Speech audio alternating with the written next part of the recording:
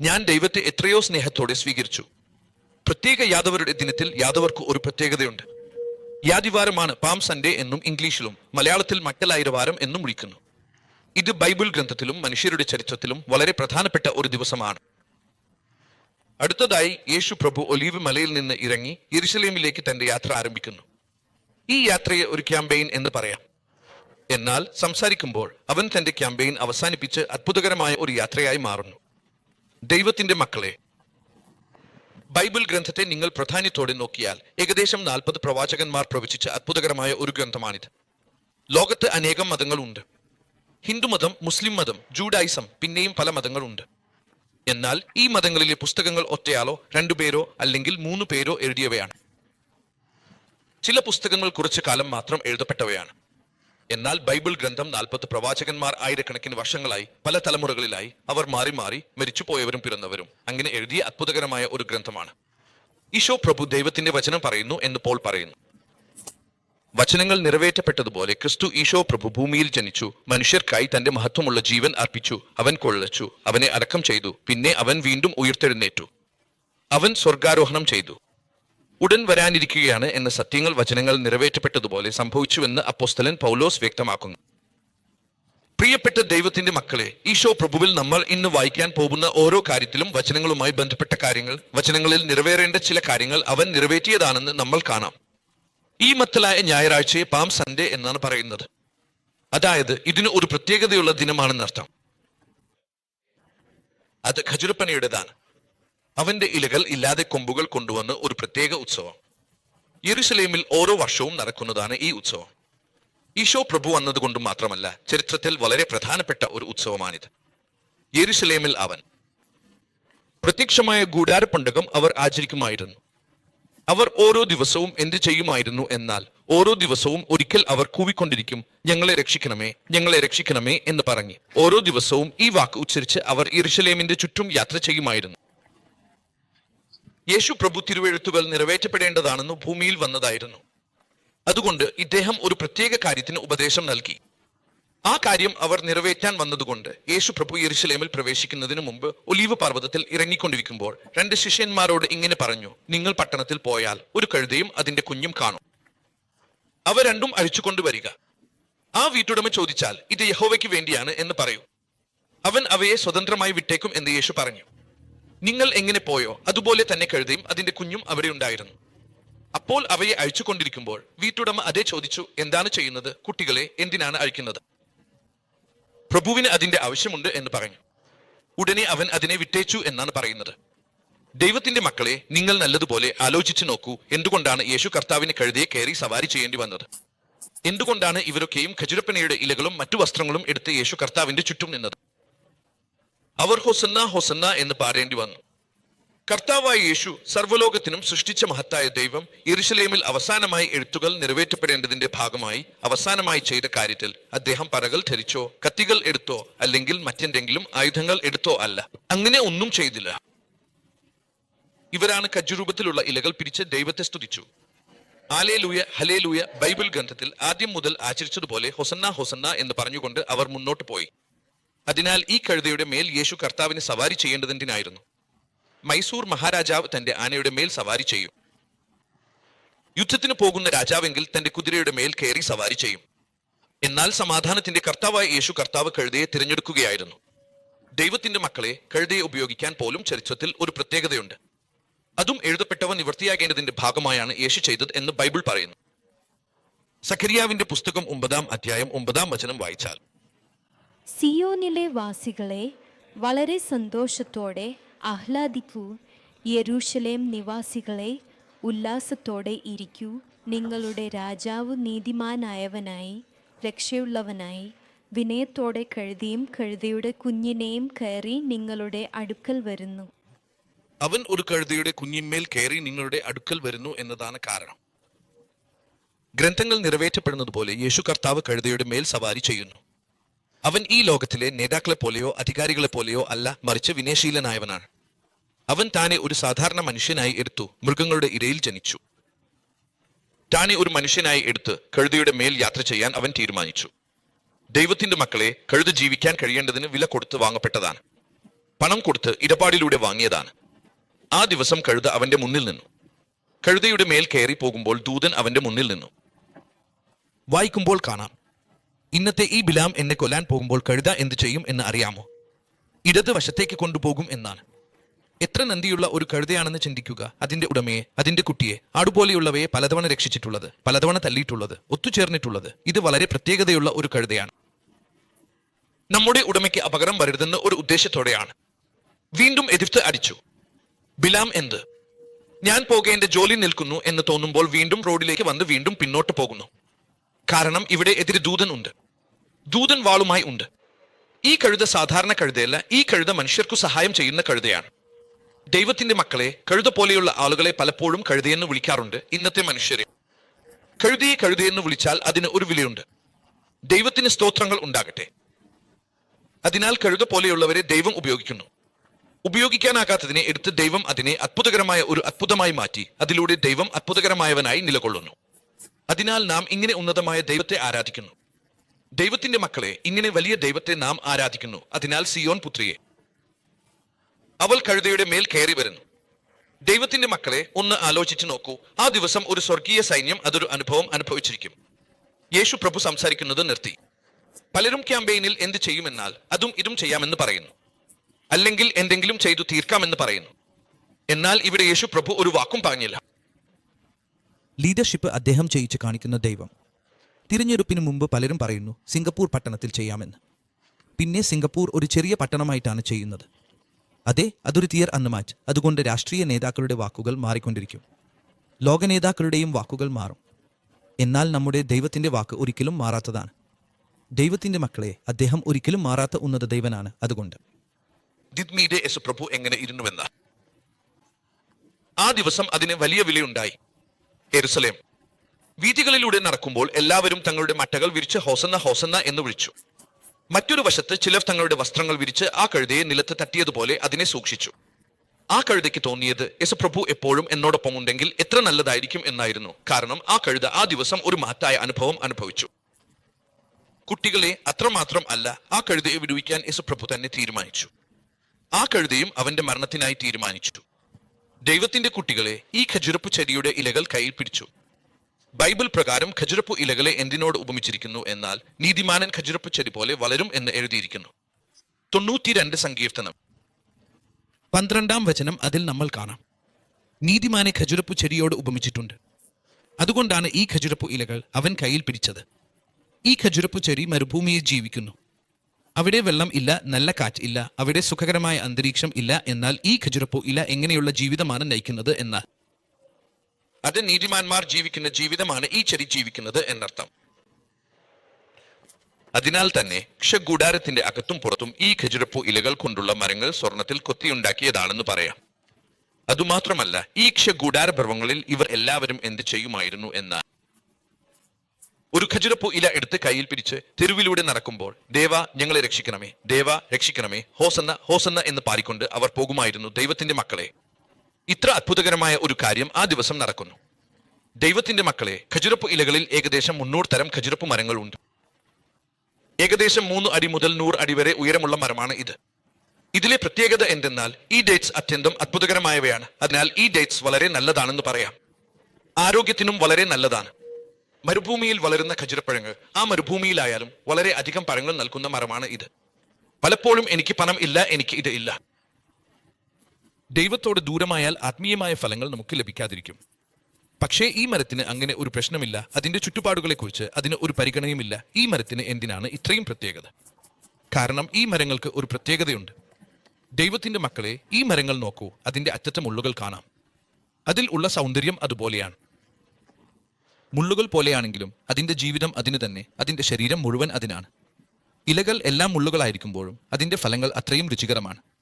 ദൈവം പറഞ്ഞിരിക്കുന്നു, നമ്മുടെ ജീവിതത്തിലും പൗലോസ് പറയുന്നു, എനിക്ക് ഒരു മുള്ളു ഉണ്ടെന്ന്.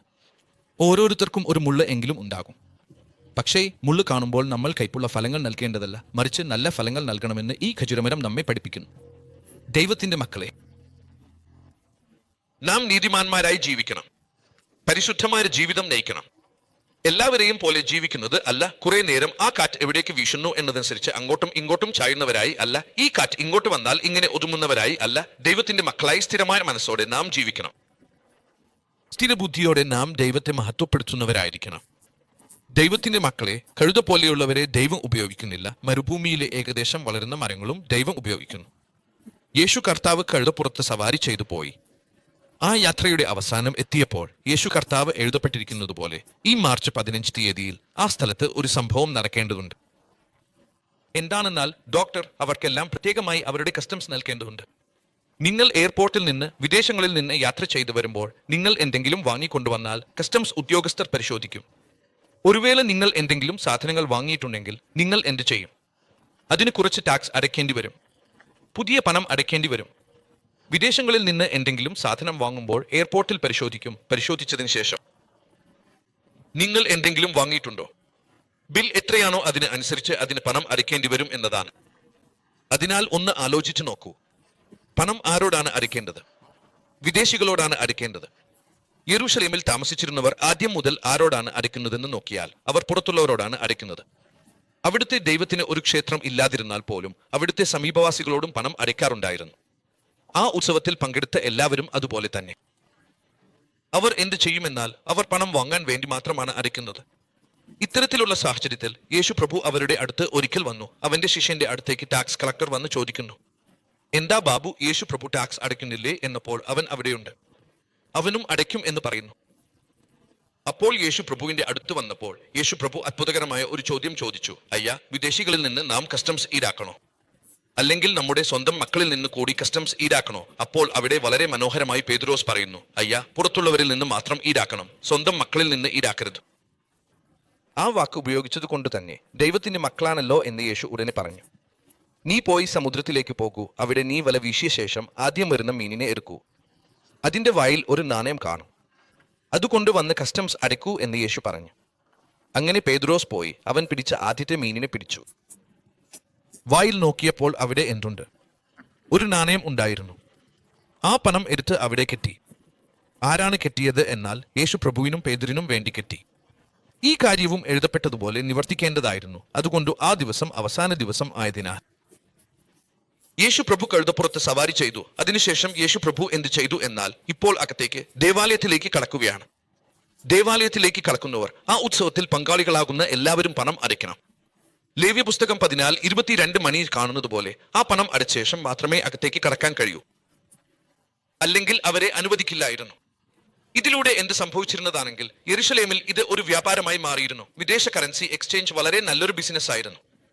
കാരണം വരുന്ന എല്ലാവരിൽ നിന്നും പണം വാങ്ങിക്കൊണ്ടിരിക്കും. ആരെങ്കിലും ഏതെങ്കിലും നാണയം കൊണ്ടുവന്നാൽ അതിൽ മറ്റു ദേവതകളുടെ ചിത്രങ്ങൾ ഉണ്ടെങ്കിൽ അവ അവർ സ്വീകരിക്കില്ലായിരുന്നു. മറ്റു ദേവതകളുടെ ചിത്രങ്ങൾ ഉള്ളവ അവർ സ്വീകരിക്കില്ലായിരുന്നു. അതിലൂടെ അവർ എന്ത് ചെയ്യുമെന്നാൽ ആളുകളെ വഞ്ചിക്കുമായിരുന്നു. അവരാണ് മറ്റു ദേവതകളുടെ ചിത്രങ്ങൾ ഉള്ള നാണയങ്ങൾ കൊണ്ടുവന്ന മറ്റു രാജ്യങ്ങളിൽ നിന്നുള്ളവരിൽ നിന്ന് കൂടുതൽ പണം ഈടാക്കുമായിരുന്നു. അവരൊക്കെ എന്ത് ചെയ്യുമെന്നാൽ തട്ടിപ്പ് ചെയ്യുമായിരുന്നു. ഇങ്ങനെ നടക്കുമ്പോൾ യേശു പ്രഭു തന്റെ കുതിരയിൽ നിന്ന് ഇറങ്ങി ദൈവത്തിന്റെ ക്ഷേത്രത്തിലേക്ക് പോയി. ഹല്ലേലൂയ, ഹല്ലേലൂയ, അദ്ദേഹം ദൈവത്തിന്റെ ക്ഷേത്രത്തിലേക്ക് പ്രവേശിച്ചു. യെരൂശലേമിലെ ദൈവത്തിന്റെ ക്ഷേത്രത്തിലേക്ക് പോയി എഴുതപ്പെട്ടവ നിറവേറ്റപ്പെടേണ്ടതായിരുന്നതിനാൽ മത്തായി സുവിശേഷം 21 വാക്യത്തിൽ എഴുതിയിരിക്കുന്നത് പോലെയും, ശേഖര ഗ്രന്ഥം 50 7 എഴുതിയിരിക്കുന്നത് പോലെയും, യിരെമ്യാ ഗ്രന്ഥം 11 വാക്യത്തിൽ എഴുതിയിരിക്കുന്നത് പോലെയും ഇതൊക്കെയാണ്. നിന്റെ ക്ഷേത്രം ഈ ലോകത്തിലെ എല്ലാ ജനങ്ങൾക്കും പ്രാർത്ഥനയുടെ ആലയമായിരിക്കണം. Hallelujah, hallelujah. എന്റെ പ്രധാന ലക്ഷ്യം രോഗികൾക്ക് സുഖം ലഭിക്കണം. ദൈവത്തിന്റെ ക്ഷേത്രത്തിൽ അവന്റെ സഭയിൽ സമാധാനം ഉണ്ടാകണം. സന്തോഷമില്ലാത്തവർക്ക് സന്തോഷം ലഭിക്കണം. ഈ ലോകത്തിൽ അവർക്ക് നഷ്ടമായതെന്തും അത് ലഭിക്കാൻ ഒരു സ്ഥലം ആ ക്ഷേത്രം ആയിരിക്കണം. എപ്പോഴാണ് യേശു പ്രഭു ഇവയെല്ലാം മാറ്റിവെച്ചത്? ആ ദൈവത്തിന്റെ ക്ഷേത്രത്തിലേക്ക് കുഴപ്പമുള്ളവരും കുരുടന്മാരും രോഗികളായവരും ദൈവത്തിന്റെ ആലയത്തിലേക്ക് വന്ന് അവന്റെ കൈകളാൽ സ്പർശിക്കപ്പെട്ട് സുഖം പ്രാപിച്ചു. യേശു പ്രഭു തിരുവെഴുത്തുകൾ നിറവേറ്റിയതുപോലെ ഇതെല്ലാം ചെയ്തു. അതുകൊണ്ട് ദൈവത്തിന്റെ ക്ഷേത്രത്തെ നാം സ്നേഹിക്കണം. നീ ദൈവത്തിന്റെ ക്ഷേത്രത്തെ സ്നേഹിക്കുമ്പോൾ ദൈവം നിന്നെ അനുഗ്രഹിക്കും. നീ ദൈവത്തിന്റെ ക്ഷേത്രം പണിതാൽ ദൈവം നിന്റെ വീടും പണിയും. നീ ദൈവത്തിന്റെ ക്ഷേത്രത്തെ സ്നേഹിച്ച് അവന്റെ ആരാധനയ്ക്ക് വരാൻ ആഗ്രഹിച്ചാൽ ദൈവം നിന്റെ ജീവിതത്തിൽ വ്യക്തിപരമായി വലിയ കാര്യങ്ങൾ ചെയ്യുന്ന മഹത്തായ ദൈവമാണ്. ദൈവത്തിന്റെ മക്കളെ, മനുഷ്യരൊക്കെയും അവന്റെ വഴിയിലൂടെയാണ് തുറക്കപ്പെട്ടത്. ദൈവത്തിന്റെ ജനമേ, ഇന്ന് നീയും ഞാനും ദൈവത്തിന്റെ ക്ഷേത്രത്തിലേക്ക് വന്നിരിക്കുന്നു. ഞാൻ ഇപ്പോൾ വിശുദ്ധമായ സ്ഥലത്ത് നിൽക്കുകയാണ്. ഇന്ന് ഈ സംഗീതജ്ഞന്മാർ എല്ലാവരും വിശുദ്ധമായ സ്ഥലത്താണ് നിൽക്കുന്നത്. അതിന് കാരണം എന്താണെന്ന് അറിയാമോ? യേശുപ്രഭു ദൈവത്തിന്റെ മക്കളെ, യേശുപ്രഭുവാണ് കാരണം. യേശുപ്രഭു ജീവിച്ചിരിക്കുന്ന ദൈവമാണ്. പ്രവാചകന്മാർ ബൈബിൾ മുഴുവൻ എഴുതുമ്പോൾ ഒരേ ഒരു വ്യക്തിയെക്കുറിച്ചാണ് എഴുതിയത്. പ്രധാനമായും അവനെക്കുറിച്ചാണ് അവർ എഴുതിയതും വരുത്തിയതും. നിങ്ങൾ കണ്ടതുപോലെ അബ്രാഹാമിന്റെ മകനെ പർവ്വതത്തിൽ ബലി അർപ്പിച്ചപ്പോൾ ആ ബലി എന്തിനാണ് അർപ്പിച്ചത്? അതിനെക്കുറിച്ച് എഴുതിയത് എന്തിനാണെന്നാൽ യേശുപ്രഭു ലോകത്തിലെ ഓരോ മനുഷ്യനു വേണ്ടിയും ആകാശവും ഭൂമിയും തമ്മിൽ തന്റെ ജീവൻ അർപ്പിക്കേണ്ടതായിരുന്നതിനാൽ ആ സഖിന്റെ പകരം അവിടെ മുള്ളിൽ കുടുങ്ങിയ ഒരു ആടിനെ കൊണ്ടുവന്ന് ബലി അർപ്പിച്ചു. കാരണം യേശുപ്രഭുവിന്റെ തലയിൽ മുള്ളു കിരീടം വെച്ചിരുന്നു. അവൻ പരിക്കേറ്റു, അവൻ പീഡിക്കപ്പെട്ടു. അവൻ പീഡിക്കപ്പെട്ടതുകൊണ്ടാണ്. ഈശായ്ക്ക് അങ്ങനെയല്ല. സർവ്വലോകനാഥനായ യേശുവിൽ വിശ്വസിക്കുന്നവരൊക്കെയും രക്ഷിക്കപ്പെടും. ഹിന്ദുക്കൾ എന്താണ് വിശ്വസിക്കുന്നത് എന്നാൽ അവർ പുനർജന്മത്തിൽ വിശ്വസിക്കുന്നു. ഹിന്ദുമതം എന്താണ് വിശ്വസിക്കുന്നത് എന്ന് സഹോദരന്മാർ ചോദിച്ചാൽ ഇവർ വ്യത്യസ്തമായി വിശ്വസിക്കുന്നു. ഞാൻ കൂടുതൽ പാപങ്ങൾ ചെയ്താൽ, അതിന് തുല്യമായി ഞാൻ നല്ലത് ചെയ്താൽ എന്റെ പാപങ്ങൾ മാഞ്ഞു പോകും എന്നാണ് ഇവരുടെ വിശ്വാസം. അവരാണ് വിശ്വസിക്കുന്നത് നല്ല കാര്യങ്ങൾ ചെയ്താൽ, പുണ്യപ്രവർത്തികൾ ചെയ്താൽ അവരുടെ പാപങ്ങൾ മാഞ്ഞു പോകുമെന്ന്. ബൈബിൾ ഗ്രന്ഥം എന്താണ് പറയുന്നത് എന്ന് അറിയാമോ? ഇവരിൽ ആരും തന്നെ അവരുടെ ഭാവി എന്താകുമെന്ന് അറിയുന്നില്ല. ഉദാഹരണത്തിന്, നിങ്ങൾ സ്വർഗരാജ്യത്തിലേക്ക് പോകുമോ എന്ന് മുസ്ലിംകളോട് ചോദിച്ചാൽ അവർ എങ്ങനെ പറയും എന്നാൽ കാരണം അവർക്കു രക്ഷിക്കുന്ന ദൈവം ഉണ്ടെന്ന് പറയുന്നു. എന്തുകൊണ്ടാണെന്നാൽ അവർ രക്ഷിക്കപ്പെടുന്നുവോ എന്ന് ചോദിക്കുന്നു. പക്ഷേ അവർക്ക് ഒരു ലക്ഷ്യമുണ്ടെന്ന കാര്യം അവർക്കറിയില്ല. ദൈവത്തിന്റെ മക്കളെ, എന്നാൽ ബൈബിൾ ഗ്രന്ഥം നമുക്ക് ഒരു അത്ഭുതകരമായ പ്രതീക്ഷയാണ് നൽകുന്നത്. ലോകത്തിൽ ആർക്കും ഇല്ലാത്ത അത്ഭുതകരമായ പ്രതീക്ഷ എന്താണെന്നാൽ യേശുവിന്റെ രക്തത്തിൽ കഴുകപ്പെട്ടവരും യേശു ദൈവത്തിൽ വിശ്വസിക്കുന്നവരും. രക്തത്തിൽ കഴുകപ്പെട്ടവർ ഒരു രാജ്യം നേടാൻ എത്ര ശ്രമിക്കും? അവർ മരിച്ച ശേഷം ദൈവരാജ്യത്തിൽ അവർ എന്നേക്കുമായി ഉണ്ടാകും. ദൈവത്തിന്റെ മക്കളെ, ഇത് മതത്തെക്കാൾ വലിയതാണ് ദൈവത്തിന്റെ വഴി. ദൈവത്തിന്റെ മക്കളെ, മുസ്ലിം സഹോദരന്മാരും പുനരുത്ഥാനത്തിൽ വിശ്വസിക്കുന്നു. എന്നാൽ യേശുപ്രഭു പറഞ്ഞു, ഞാൻ പുനരുത്ഥാനവും ജീവനും ആകുന്നു. യേശുപ്രഭു ഇല്ലാതെ അവർക്കെങ്ങനെ പുനരുത്ഥാനം ലഭിക്കും? യേശുവിന്റെ രക്തം ഇല്ലാതെ അവർക്കെങ്ങനെ പുനരുത്ഥാനം ലഭിക്കും? യേശുവിന്റെ രക്തം സ്വീകരിച്ച് അവന്റെ രക്തത്തിൽ കഴുകപ്പെട്ടാൽ മാത്രമേ അവർ സ്വർഗരാജ്യത്തിലേക്ക് പോകാൻ കഴിയൂ. അതിനാൽ ലോകത്തിലെ എല്ലാ മതങ്ങളും പറയുന്നത്, നീ തെറ്റ് ചെയ്തു, നീ നല്ലത് ചെയ്യ്, അപ്പോഴാണ് നീ സ്വർഗരാജ്യത്തിലേക്ക് പോകുക എന്നാണ്. പക്ഷേ ബൈബിൾ ഗ്രന്ഥം എന്താണ് പറയുന്നത് അറിയാമോ? നീ എത്ര ഭയങ്കരമായ പാപിയാണെങ്കിലും, നീ കർമ്മപാപിയാണോ, തലമുറകളായി പാപം ചെയ്തവനാണോ, അതൊന്നും പ്രശ്നമല്ല, എന്റെ അടുത്തേക്ക് വാ എന്നാണ് അവൻ പറയുന്നത്. ലോകത്തിലെ എല്ലാ ഭാരവും ചുമന്നുകൊണ്ടിരിക്കുന്ന ജനങ്ങളെ, എന്റെ അടുത്തേക്ക് വാ എന്നാണ് അവൻ പറയുന്നത്. ഞാൻ നിങ്ങളെ ആശ്വസിപ്പിക്കും, വിശ്രമം നൽകും എന്നാണ് അവൻ പറയുന്നത്. എത്ര വലിയ പാപിയാണെങ്കിലും ഒരിക്കൽ ആരെയും അറിയിക്കാതെ ഒരാളെ കൊന്ന് ഇവിടെ ഇരിക്കാം, അല്ലെങ്കിൽ ആരുടെയോ വസ്തു മോഷ്ടിച്ച് ഇവിടെ ഇരിക്കാം. നീ ആരെയെങ്കിലും വാക്കിലൂടെ വേദനിപ്പിച്ചിട്ടുണ്ടാവാം, ആരെയെങ്കിലും ഭയാനകമായി പീഡിപ്പിച്ചിട്ടുണ്ടാവാം. നീ എത്ര വലിയ പാപം ചെയ്താലും അതിന് തുല്യമായ പുണ്യം ചെയ്യണമെന്ന് പറയുന്നില്ല. യേശു പറയുന്നത് എന്താണെന്ന് അറിയാമോ? എന്നെ സ്വീകരിക്കാൻ നീ തയ്യാറായാൽ, എന്റെ രക്തം കൊണ്ട് നിന്നെ ശുദ്ധീകരിച്ചാൽ നീ ഒരു പുതിയ സൃഷ്ടിയായി മാറും. കാണോ, പഴയതെല്ലാം കഴിഞ്ഞു പോയി. ഇവിടെ നിന്നെ ഒരു പുതിയ വ്യക്തിയായി മാറ്റുകയാണ്. നീ തെറ്റായ വഴിയിൽ പോയ മകനായി പന്നികളോടൊപ്പം ജീവിച്ചാലും പരവായില്ല, എന്റെ അടുക്കൽ വാ, ഞാൻ നിന്നെ വിശ്രമിപ്പിക്കും എന്നാണ് അവൻ പറയുന്നത്. ഞാൻ നിന്നെ വീണ്ടും എന്റെ മകനായി സ്വീകരിക്കും എന്നാണ് ദൈവം പറയുന്നത്. ദൈവത്തിന്റെ മക്കളെ, ഇത്ര വലിയ ഭാഗ്യം എവിടെയാണ്? ഇതുവരെ നീ രക്ഷിക്കപ്പെട്ടിട്ടുണ്ടെങ്കിൽ, ഇതുവരെ നീ അന്ധമായ ആചാരങ്ങൾ പാലിച്ച് രക്ഷയ്ക്കായി മൈക്കുകൾ മുഴക്കിക്കൊണ്ടിരിക്കുകയാണോ? ഇന്ന് അവൻ നിന്നെ വിളിക്കുന്നു, കൈകൾ നീട്ടി വിളിക്കുന്നു. മതത്തെക്കാൾ വലിയ സ്നേഹം അതാണ് ഈ സ്നേഹം. മാതാപിതാക്കൾ പോലും ഉപേക്ഷിച്ചവനെ ഇന്നും ഉപേക്ഷിക്കില്ലെന്ന് അവൻ പറയുന്നു. അമ്മ നിന്നെ മറന്നാലും ഞാൻ നിന്നെ മറക്കില്ലെന്ന് അവൻ പറയുന്നു. ഞാൻ നിന്നെ വിട്ടുപോകില്ല, ഒരിക്കലും ഉപേക്ഷിക്കില്ലെന്ന് അവൻ പറയുന്നു. ഈ മഹത്തായ ദൈവത്തെ നീ വിശ്വസിക്കൂ. ബാപ്തിസം സ്വീകരിച്ചാൽ നീ രക്ഷിക്കപ്പെടും. അതാണ് പറയുന്നത്. അവനെ വിശ്വസിച്ച് ബാപ്തിസം സ്വീകരിച്ചാൽ നീ രക്ഷിക്കപ്പെടും. വിശ്വാസം ഇല്ലെങ്കിൽ ശിക്ഷ അനുഭവിക്കേണ്ടി വരുമെന്ന് ബൈബിൾ പറയുന്നു. ഈ പ്രഭാതത്തിൽ നിന്റെ സ്ഥിതി എങ്ങനെയാണെന്ന് ഒരു തവണ ആലോചിച്ചു നോക്കൂ. വീഥികളിലൂടെ അദ്ദേഹം യാത്ര ചെയ്തു. നിന്റെ കയ്യിൽ നിന്ന് സ്വർണം ചോദിക്കുന്നില്ല, നിന്റെ കയ്യിൽ ഉള്ള വെള്ളി ചോദിക്കുന്നില്ല, നിന്റെ ജീവൻ പോലും ചോദിക്കുന്നില്ല. എന്താണെന്ന് അറിയാമോ? നിന്റെ ഹൃദയമാണ് അദ്ദേഹം ചോദിക്കുന്നത്. ഇന്ന് നിന്റെ ഹൃദയം സമർപ്പിച്ചാൽ നിന്റെ ജീവിതത്തിൽ ഒരു വ്യത്യസ്തമായ ചരിത്രം എഴുതാൻ അദ്ദേഹം ആഗ്രഹിക്കുന്നു. ഞാൻ 8ാം ക്ലാസ്സിൽ പഠിക്കുമ്പോൾ തന്നെ യേശുവിനെ എന്റെ രക്ഷകനായി സ്വീകരിച്ചു. യേശു പ്രഭുവിനെ രക്ഷകനായി സ്വീകരിച്ച ദിവസം മുതൽ ഇന്നുവരെ അദ്ദേഹം അത്ഭുതകരമായി എന്നെ നയിച്ചു. 10ാം ക്ലാസ്സിൽ ഞാൻ വെള്ളത്തിൽ മുക്കി ബാപ്തിസം സ്വീകരിച്ചു. യേശുവിനെ പിന്തുടർന്നു. ഞങ്ങളുടെ വീട്ടിലും ഞങ്ങളുടെ ഗ്രാമത്തിലും ആദ്യമായാണ് ഞാൻ ഇങ്ങനെ ചെയ്തത്. അത്ര ചെറുപ്പത്തിൽ ബാപ്തിസം സ്വീകരിക്കാൻ കഴിഞ്ഞു. ഞങ്ങളുടെ ഗ്രാമത്തിൽ ആരും പാസ്റ്റർമാരില്ല, ഞങ്ങളുടെ പിതാക്കന്മാരിൽ ആരും പാസ്റ്റർമാരില്ല. ഞാൻ തന്നെയാണ് ആദ്യ പാസ്റ്റർ. ദൈവത്തെ എത്രമാത്രം സ്നേഹിക്കുന്നു എന്നത് പറയാൻ അമ്മയും അച്ഛനെയും കാണാൻ പോലും ഞാൻ കുറച്ച് മാത്രമേ പോകാറുള്ളൂ. ഞാൻ ഗ്രാമത്തിലേക്ക് വളരെ കുറച്ച് പോകാറുണ്ട്. ഒരു വർഷത്തിൽ 134 തവണ പോയാലും അതിൽ കൂടുതലാണ്. കാരണം ദൈവാലയത്തിലും ദൈവത്തിന്റെ പ്രവൃത്തിയിലുമാണ് ഞാൻ മുഴുവൻ സമയം ചിലവഴിക്കുന്നത്. ദൈവരാജ്യം പണിയുന്നതിൽ ഞാൻ മുന്നിൽ നിന്ന് പ്രവർത്തിക്കുന്നു. അതുകൊണ്ട് ദൈവത്തിന്റെ മക്കളെ, നിങ്ങൾ എല്ലാവരും രാജ്യത്തിലേക്ക് പ്രവേശിക്കണമെന്ന് ആഗ്രഹിക്കുന്നു. നിങ്ങൾ എല്ലാവരും അവന്റെ രാജ്യത്ത് അവന്റെ മക്കളായി നിലകൊള്ളണമെന്ന് അവൻ ആഗ്രഹിക്കുന്നു. ഒരു ലക്ഷ്യം വയ്ക്കാൻ നീ ആഗ്രഹിക്കുന്നുവോ? പലരും ചിന്തിക്കുന്നു, എന്റെ യൗവനകാലം മുഴുവൻ കഴിഞ്ഞ ശേഷം ഞാൻ ദൈവരാജ്യം സ്വീകരിക്കൂ എന്ന്. ദൈവരാജ്യം സ്വീകരിക്കണമെന്ന് പറയുമ്പോൾ അതിന്റെ അർത്ഥം എന്താണെന്ന് അറിയാമോ? യേശുവിന്റെ ഭരണത്തിന്റെ ആദ്യപടി അതാണ്. യേശു രാജാവായി നടക്കുന്നു. ഞാൻ ദൈവത്തിന്റെ മകനായി മകളായി ഇരിക്കും എന്ന് പറയുന്നതാണ് ആ ആദ്യപടി എന്ന് പലരും കരുതുന്നു. ഞാൻ വളരെ വിശുദ്ധമായ ജീവിതം നയിച്ച ശേഷം അതിനുശേഷം മാത്രമേ ഞാൻ ബാപ്റ്റിസം സ്വീകരിക്കൂ എന്ന് പലരും കരുതുന്നു. അങ്ങനെ അല്ല. യേശുവിന്റെ സുവിശേഷം പറയുന്നത് നിന്റെ പാപം സമ്മതിച്ച് യേശുവിൽ വിശ്വാസം വെച്ച് ബാപ്റ്റിസം സ്വീകരിച്ച് യേശുവിനെ പിന്തുടരുക എന്നതാണ്. ദൈവരാജ്യത്തിലേക്ക് പ്രവേശിക്കാൻ ഒരാൾ തയ്യാറാക്കേണ്ടത് ഇതാണ്. ഇതുവരെ നീ ചെയ്തിട്ടില്ലെങ്കിൽ ഈ സമയത്താണ് നിനക്ക് ഒരു അത്ഭുതകരമായ അവസരം ഞാൻ നൽകാൻ പോകുന്നത്. എല്ലാവരും ഒന്ന് കണ്ണ് അടയ്ക്കൂ. ഈ പ്രാർത്ഥന സമയത്തിന് ശേഷം കുറച്ച് നിമിഷങ്ങൾ നാം എല്ലാവരും ദൈവത്തെ ആരാധിക്കാൻ പോകുകയാണ്. അതിനാൽ ദൈവത്തിന്റെ മക്കളെ, ഈ സമയത്തിന് മുമ്പ് ആരെങ്കിലും യേശുവിനെ രക്ഷകനായി സ്വീകരിച്ചിട്ടില്ലെങ്കിൽ അല്ലെങ്കിൽ യേശുവിൽ വിശ്വസിക്കുന്നില്ലെങ്കിൽ ഇന്ന് തന്നെ നിന്റെ ജീവിതം യേശുവിന് സമർപ്പിക്കൂ. ഞാൻ നിന്റെ മകനായി മാറാൻ ആഗ്രഹിക്കുന്നു, യേശുവിനെ പിന്തുടരാൻ ആഗ്രഹിക്കുന്നു എന്ന് ആഗ്രഹിക്കുന്നവർ നിങ്ങളുടെ വലത് കൈ ഉയർത്തി കാണിക്കൂ. ഞാൻ നിങ്ങളുടെ വേണ്ടി പ്രാർത്ഥിക്കും. നേതൃവിഷയം ശ്രദ്ധയോടെ കേൾക്കണം. ഇതുവരെ ഞാൻ രക്ഷിക്കപ്പെട്ടിട്ടില്ല, ഇതുവരെ ഞാൻ വെള്ളത്തിൽ ബാപ്റ്റിസം സ്വീകരിച്ചിട്ടില്ല. എന്നാൽ ഇപ്പോൾ ഞാൻ ഒരു തീരുമാനമെടുക്കുന്നു. ഞാൻ യേശുവിൽ വിശ്വസിച്ച് അവന്റെ രക്തത്തിൽ കഴുകപ്പെടുകയും വെള്ളത്തിൽ ബാപ്റ്റിസം സ്വീകരിക്കുകയും യേശുവിനെ പിന്തുടരാൻ ആഗ്രഹിക്കുന്നവരാണെങ്കിൽ നിങ്ങളുടെ വലത് കൈ ഉയർത്തി കാണിക്കൂ. ഡെഡ്ബിയെക്കുറിച്ച് പ്രാർത്ഥിക്കണമെന്ന് ആഗ്രഹിക്കുന്നു. നീതിയെക്കുറിച്ച് ഞാൻ പ്രാർത്ഥിക്കും. കൈകൾ ഉയർത്തിയവർ എക്സലിൽ പതിക്കണം. അമ്മേ, നിങ്ങൾ എവിടെയുണ്ടെങ്കിലും പ്രശ്നമില്ല. ഈ സമയത്ത് ദൈവം അത്ഭുതകരമായ ഒരു പ്രവൃത്തി ചെയ്യാൻ പോകുന്നു. ഈ ലോകത്തിൽ യേശു കർത്താവ് കഴുതപ്പുറത്ത് സവാരി ചെയ്തത് ഒരു കാരണവശാൽ ആണ്. അറിയാമോ? അവൻ തന്റെ സിംഹാസനത്തിന് സമീപം നിന്നെയും ഇരുത്താനും അവനോടൊപ്പം നിന്നെ എപ്പോഴും നിലനിർത്താനും യേശു കർത്താവ് തീരുമാനിച്ചു. മുന്നോട്ട് വരൂ. ഞാൻ നിങ്ങളുടെ കാര്യത്തിൽ പ്രത്യേക ദിനത്തിൽ പ്രാർത്ഥിക്കണമെന്ന് ആഗ്രഹിക്കുന്നു. മുന്നോട്ട് 2 പേർ വേഗത്തിൽ വരൂ. സഹോദരന്മാരും പെൺകുട്ടികളും ഉള്ളവർ വേഗത്തിൽ വരൂ. നെഗ്ബിയെക്കുറിച്ച് പ്രാർത്ഥിക്കണമെന്ന് ആഗ്രഹിക്കുന്നു.